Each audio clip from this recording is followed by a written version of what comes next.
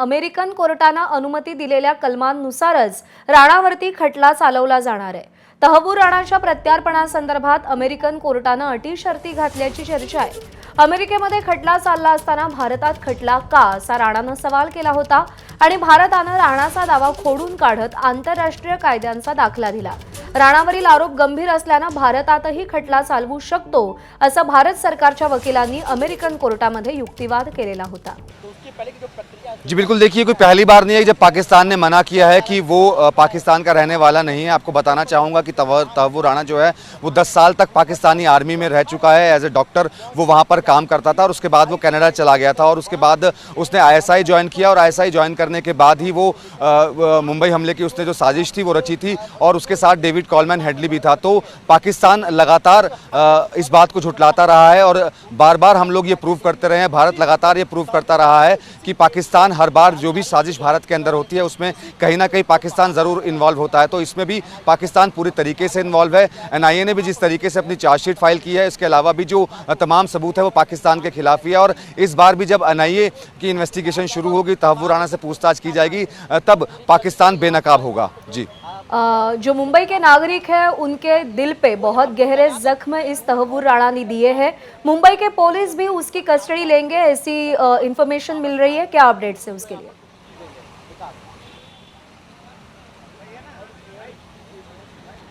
जी देखिए, मैं आपको बताना चाहूँगा कि अभी फ़िलहाल तो एनआईए उसकी कस्टडी लेगी। इसके अलावा जॉइंट इंटरोगेशन भी की जाएगी। जॉइंट इंटरोगेशन का मतलब मैं बताना चाहूँगा कि जिसके अंदर आईबी की टीम होगी, इंटेलिजेंस ब्यूरो के लोग होंगे, इसके अलावा रॉ की टीम होगी और गृह मंत्रालय के लोग भी होंगे जो इस वक्त तहव्वूर राणा के साथ मौजूद हैं। तो पहले एजेंसीज़ उसके साथ पूछताछ करेंगी और अगर एजेंसीज़ को या फिर मुंबई पुलिस की टीम को लगता है कि अपने केस में उनको भी पूछताछ करने की ज़रूरत है तो मुंबई पुलिस भी पूछताछ कर सकती है, लेकिन सबसे पहले एनआईए ही अपनी कस्टडी लेगी। इसके अलावा तमाम जो और एजेंसीज हैं वो तहव्वूर राणा से पूछताछ करेंगी। जो सूत्र हमारे जानकारी दे रहे हैं, सबसे पहले तो जब वो यहाँ पर पहुँचेगा तो उसका मेडिकल चेकअप करवाया जाएगा और उसके बाद उसको कोर्ट में पेश करने के बाद एनआईए अपनी रिमांड पर लेगा। और क्योंकि दिल्ली के अंदर उसके ऊपर यूएपीए का मुकदमा दर्ज है, उसके ऊपर यूएपीए का मामला दर्ज है, तो यूएपीए के मामले में 30 दिन तक पुलिस कस्टडी ली जा सकती है। अब ये देखना होगा कि अदालत कितने दिन की कस्टडी देती है, क्योंकि आज हॉलीडे है, छुट्टी का दिन है, तो ड्यूटी एमएम बैठते हैं। तो ये भी देखना होगा कि अदालत के अंदर पेश किया जाएगा या नहीं किया जाएगा या फिर वीडियो कॉन्फ्रेंसिंग के जरिए पेश किया जाएगा, ये अभी तक साफ नहीं हो पाया है। इतना ज़रूर है कि सबसे पहले एनआईए अपने दिल्ली के केस में उसकी कस्टडी लेगा, पूछताछ करेगा और 30 दिन तक यूएपीए के केस में कस्टडी मिल सकती है। और उसके बाद जो जानकारी मिल रही है, क्योंकि मुंबई में भी मामला दर्ज है, एनआईए की जो टीम है मुंबई के हमलों के मामले में पूछताछ करेगी, तो पहले दिल्ली एनआईए पूछताछ करेगी, उसके बाद उसको मुंबई ले जाया जाएगा। जी, अभी इस वक्त एनआईए ऑफिस में कौन कौन मौजूद है ये जानना है, आप साथ में बने रहिए। एक अपडेट हम देंगे। आयजी बत्रांसह डीआयजी जया रॉय यांच्या नेतृत्वात कारवाई झाली आहे। एनआयए आयजी आशिष बत्रांच्या नेतृत्वात एनआयए पथकानं तहव्वूर राणाला भारतात आणले। आयजी बत्रांसह डीआयजी जया रॉय यांच्या नेतृत्वात ही कारवाई झाली आहे। एनआयए आयजी आशिष बत्रांच्या नेतृत्वातील एनआयए पथकानं तहव्वूर राणाला भारतात आणलेला आहे। आणि पुन्हा एकदा जाऊयात, मनोज वर्मा दिल्लीचे प्रतिनिधी आपल्या सोबत आहेत। मनोज जी, आईजी बत्रा एंड डीआईजी रॉय, इनके नेतृत्व में उसे भारत लाया गया है।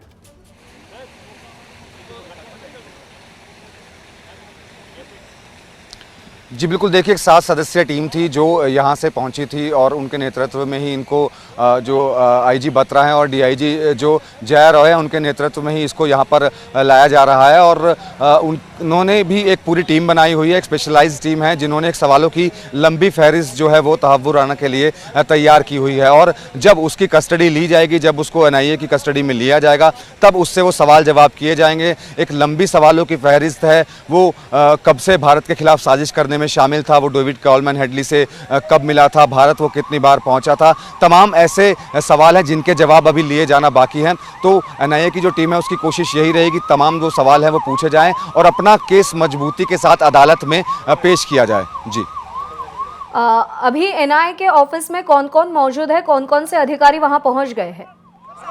सर थोड़ा साइड, सर थोड़ा सर,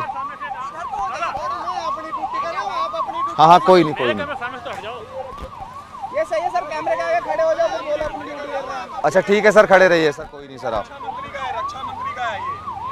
तर सध्या आपण दृश्य पाहतोय दिल्ली मधली पालम एअरपोर्ट वरून तहबूर राणाला NIA ऑफिसमध्ये आणलं जाणार आहे। NIA कार्यालयाबाहेरची ही दृश्य आहेत।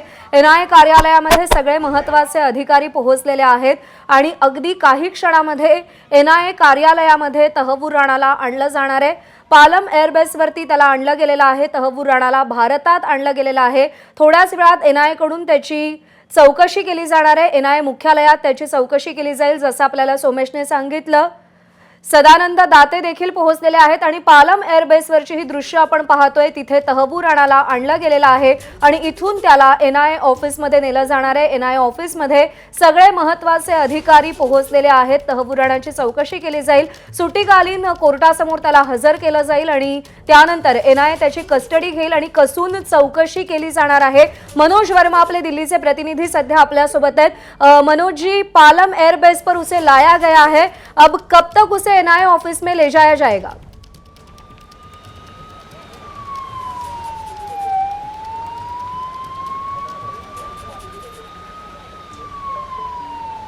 मनोज वर्मा यांच्याशी पुन्हा एकदा संपर्क साधायचा प्रयत्न करूया। तर पालम एअरबेसवरती तहबूर राणाला आणलं गेलंय, तिथलीच दृश्य आपण पाहतोय आणि इथूनच त्याला NIAच्या ऑफिसमध्ये नेलं जाणार आहे। 2009 पासून अमेरिकेतल्या कोठडीमध्ये तहबूर राणा कैद होता। सोमेश कोलगे आपले प्रतिनिधी आपल्याला अधिक अपडेट देतील। सोमेश, पालम एअरबेसवरती तो आलाय, थोड्याच वेळात NIA ऑफिसमध्ये आणलं जाईल। काय घडामोडी घडतात, काय अपडेट्स आहेत? नक्कीच प्रज्ञा, आपण पाहू शकतो NIAच्या मुख्यालयाजवळ आता तयारी सुरू झालेली आहे। तहबूर राणाच्या प्रत्यार्पणाच्या अनुषंगाने आपण पाहतोय की NIAच्या मुख्यालयामध्ये सर्व वरिष्ठ अधिकारी पोहोचलेले आहेत। सर्व कायदेतज्ञ हे देखील NIAच्या गाड्या निघालेल्या आहेत आणि आता यानंतर त्याला NIAच्या ऑफिसमध्ये नेलं जाईल आणि NIAच्या ऑफिसमध्ये सगळे अधिकारी पोहोचलेले आहेत। 2026-11 मध्ये जो हल्ल्याचा मास्टर माइंड होता त्या तहबूर राणाचं प्रत्यार्पण झालेलं आहे भारतामध्ये। त्याला भारतात आणलं गेलेलं आहे आणि आता त्याची NIA कस्टडी घेतली जाईल NIA कडून आणि पुढची चौकशी केली जाणार आहे। कसून चौकशी केली जाईल, त्याचा डेव्हिड हेडलीशी कसा संबंध आला, दरम्यानच्या काळामध्ये त्यानं काय काय केलं, तो किती वेळा पाकिस्तानमध्ये गेला, कोणाच्या सांगण्यावरून पाकिस्तानमध्ये गेला, या सगळ्या संदर्भात सविस्तर चौकशी त्याची केली जाणार आहे NIA कडून आणि त्यानंतर मुंबई पोलीस देखील त्याची कस्टडी घेण्याची शक्यता आहे। असा अंदाज वर्तवला जातोय की आर्थर रोड जेलमध्ये ज्या ठिकाणी, ज्या अंडा सेलमध्ये अजमल कसाबला ठेवण्यात आलेलं होतं, तिथेच तहबूर राणाला ठेवलं जाईल। अर्थात अत्यंत महत्त्वाची घडामोड आहे भारताच्या दृष्टीनं। जो तहबूर राणा भारताचा शत्रू आहे, 2009 पासून अमेरिकेच्या कोठडीत कैद होता, त्या तहबूर राणाचं प्रत्यार्पण झालेलं आहे आणि अमेरिकेतून त्याला भारतात आणलं गेलेलं आहे। तहबूर राणाला भारतात आणलंय, NIA ऑफिसमध्ये त्याला नेलं जाईल, त्याची कसून चौकशी केली जाणार आहे, त्याची कस्टडी घेतली जाणार आहे आणि त्यानंतर पुढे काय कारवाई होते, खटला कसा चालतो हे पाहणं अत्यंत महत्त्वाचं आहे। सोमेश कोलगेकडे जाऊया, तो आपल्याला अपडेट देईल। सोमेश,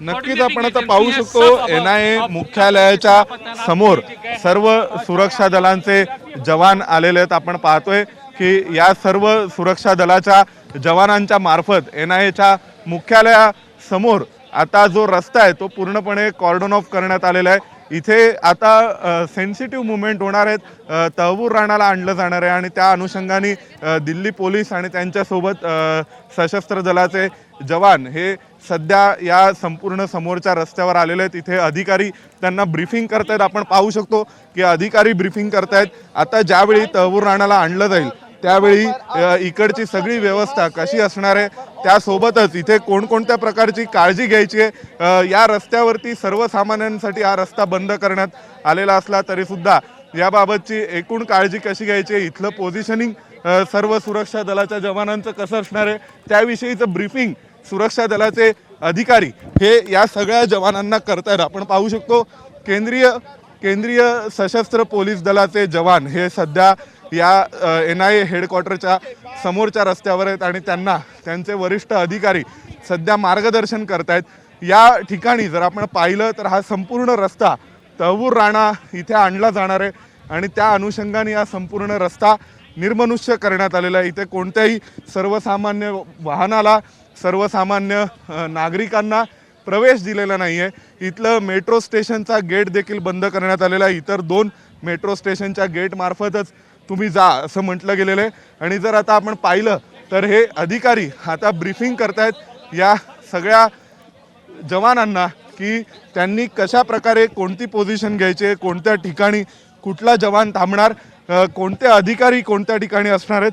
आणि आपण जसं पाहिलं की तहवूर राणाला आणण्यासाठी ज्या प्रकारे मल्टी एजन्सी टीम आल्या, त्याच पद्धतीने तहवूर राणा येत असताना सुद्धा इथे BSFचे जवान आहेत, इथे CISFचे जवान आहेत. आणि या सगळ्यांनी NIA हेडक्वार्टर समोरचा हा संपूर्ण रस्ता आपल्या ताब्यात घेतलेला आहे. या रस्त्यावर कुठल्याही प्रकारचा अनुचित प्रकार घडू नये.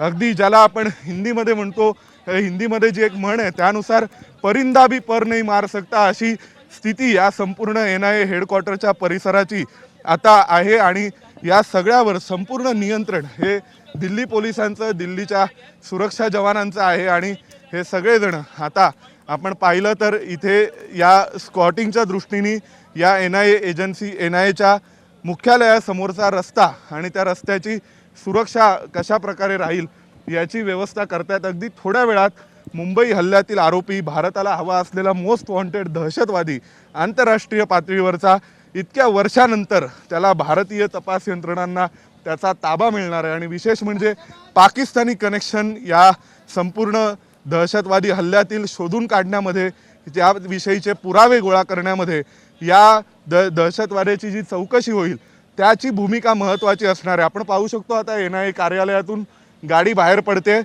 आता NIA कार्यालयातून या गाड्या या संपूर्ण आजूबाजूच्या परिसरावरती नियंत्रण घेण्यासाठी म्हणून बाहेर गेलेल्या आहेत. दिल्ली पोलीस आहेत, त्यांच्यासोबत सशस्त्र दलाचे जवान आहेत, पण त्यासोबतच NIAचे स्वतः अधिकारीसुद्धा प्रत्यक्ष परिस्थिती पाहत आहेत. कारण अतिशय संवेदनशील आणि एक मोस्ट वॉन्टेड आणि अतिमहत्त्वाचा असा हा दहशतवादी भारताच्या दृष्टीने, त्याला आज भारतात आणलं जाते. आणि भारताची सर्वोच्च तपास यंत्रणा असलेल्या एक प्राईम इन्व्हेस्टिगेटिंग एजन्सी असलेल्या NIAच्या मुख्यालयात तो आणला जाणार आहे. त्यामुळे तो आणत असताना सगळी जबाबदारी बरोबर आहे. काटेकोर सुरक्षा व्यवस्था तैनात करण्यात आली. एक महत्त्वाचा प्रश्न, जसं सोमेश तू म्हणालास की मल्टी एजन्सी स्क्वॉड्स इकडे दाखल झालेले आहेत, कोणकोणत्या एजन्सीचे जवान इथे पोहोचलेत कळू शकतंय?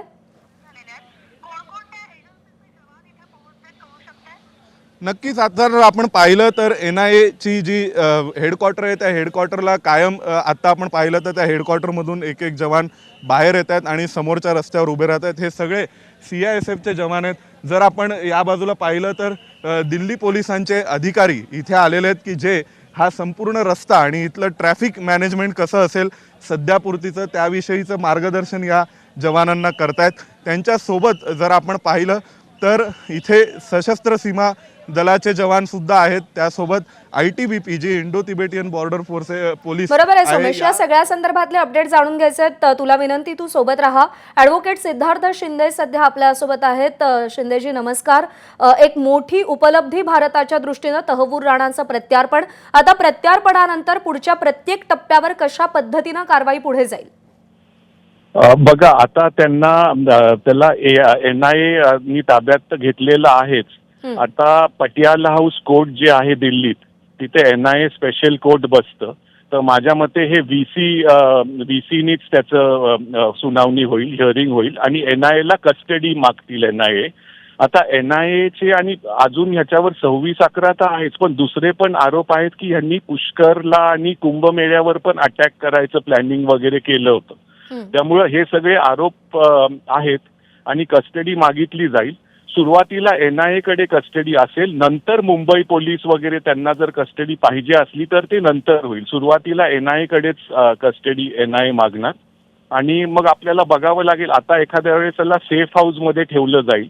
आता आपण जे बघतोय की कुठेतरी त्याला नेतायत वगैरे, that can be a red herring, म्हणजे ते मुद्दाम दाखवत असतील पण नेतील भलतीकडेच, कारण ते मीडियापासून आणि सगळ्यांपासून दूर, कारण तो हाय सिक्युरिटी ह्याच्यात त्याला ठेवावं लागेल. त्यामुळे आता बघू. आणि VC मार्फत त्याचं हिअरिंग होणार आहे कस्टडीसाठी, हे नक्की आहे, कारण त्याला समक्ष नेणं हे अवघड आहे. दिल्ली सारख्या ठिकाणी, प्राईम ठिकाणी एवढ्या गर्दीत समक्ष कोर्टात नेणं. तर VC द्वाराच त्याचं हिअरिंग होईल आणि NIA जज मग त्याला कस्टडी देतील. आता किती दिवसाची कस्टडी मागती NIA, किती दिवसाची कस्टडी मिळते. आणि दयान कृष्णन म्हणून जे आहेत त्यांना सेंट्रल गव्हर्नमेंटनी स्पेशल काउन्सिल म्हणून नेमलेलं आहे. म्हणजे प्रॉसिक्युशन NIAची बाजू ही सिनियर ॲडव्होकेट दयान कृष्णन हे मांडतील. या सगळ्यामध्ये मेख अशी आहे, चर्चा अशी आहे की अमेरिकेने घातलेल्या अटी शर्तींनुसार हा खटला पुढे जाणार आहे, तर कितपत आंतरराष्ट्रीय हस्तक्षेप या खटल्यामध्ये असू शकतो आणि त्याचे काय परिणाम होऊ शकतात? हो बघा, आपली एक्स्ट्रॅडिशन ट्रीटी ही 99 पासून अमेरिकेबरोबर आहे. त्याच्यात काही क्लॉजेस असतात, तर ते केस टू केस क्लॉजेस, वेगवेगळे क्लॉजेस असतात. तर ह्या केसवर काय क्लॉजेस लागलेले आहेत तो जेव्हा कोर्टात तेव्हा त्याची पेशी होईल, त्याच वेळेस ते डॉक्युमेंट आपल्याला समजेल आणि प्रॉसिक्युशन त्यावेळेस सांगेल की ह्या कंडिशन्सवर त्याला इथे आणण्यात आलेलं आहे. तर कोर्टात त्याचं जेव्हा होईल हिअरिंग, आज महावीर जयंतीची सुट्टी आहे पण तरी हिअरिंग होऊ शकतं. म्हणजे आज पण त्याचं व्हिडिओ कॉन्फरन्सिंगद्वारा स्पेशल मॅजिस्ट्रेट समोर, स्पेशल NIA कोर्ट समोर हिअरिंग होऊ शकतं आणि मग त्याच वेळेस आपल्याला समजेल की एक्झॅक्ट एक्स्ट्रॅडिशनचे कंडिशन्स काय आहेत. जनभावना अशी आहे सिद्धार्थ शिंदेजी की तहव्वूर राणाला कठोरात कठोर शिक्षा व्हावी, त्याला फाशीची शिक्षा दिली जावी, अशा पद्धतीनं हा खटला पुढे जाण्याची शक्यता कितपत आहे? हो, शक्यता तर दाटच आहे. कारण आता आपल्याला बघा 26/11 हल्ला जो होता तो तर आहेच, पण त्याच्या आधी आणि नंतर पण त्यांनी काय प्लॅनिंग केलंय, पाकिस्तानचा कितपत ह्याच्यात हात आहे तो समक्षच तो सांगू शकेल. कारण हा मनुष्य स्वतः पाकिस्तानी आर्मीमध्ये होता, नंतर तो कॅनडाचा सिटीझन झाला आणि US डिटेन्शन मध्ये बऱ्याच वर्षापासून तो आहे. त्यामुळं जेव्हा त्याच्या समोर प्रश्न ठेवले जातील आणि त्याचे काय उत्तरं येत आहेत त्याच्यानंतरच आपल्याला समजेल आणि ह्याला कठोर शिक्षा ही मिळणार आहे हे नक्कीच आहे.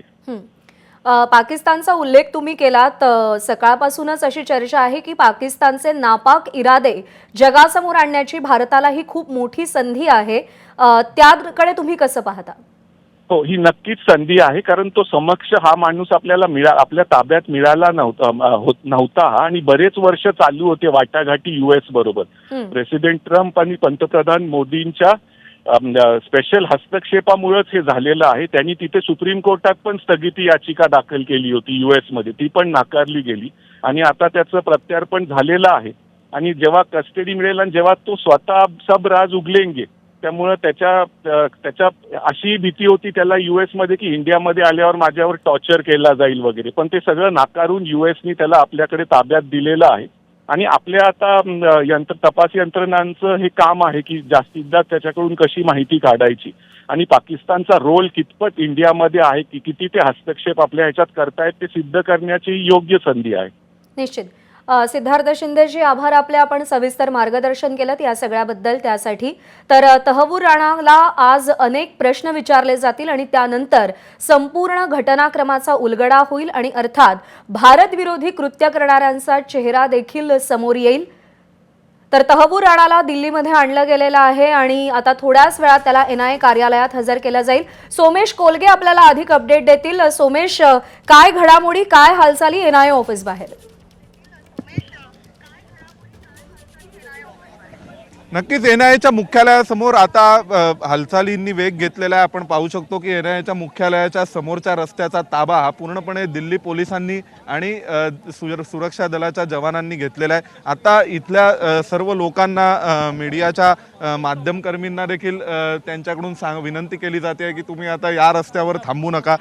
हाच तो रस्ता आहे ज्या रस्त्यावरून तहव्वूर राणाला इथे आणलं जाईल आणि या रस्त्यावरून आणून थेट नॅशनल इन्व्हेस्टिगेशन एजन्सीच्या मुख्यालयामध्ये तिथे ठेवलं जाईल. इथल्याच लॉकअपमध्ये तहव्वूर राणा हा असेल असं आत्तापर्यंत आपल्याला कळतंय.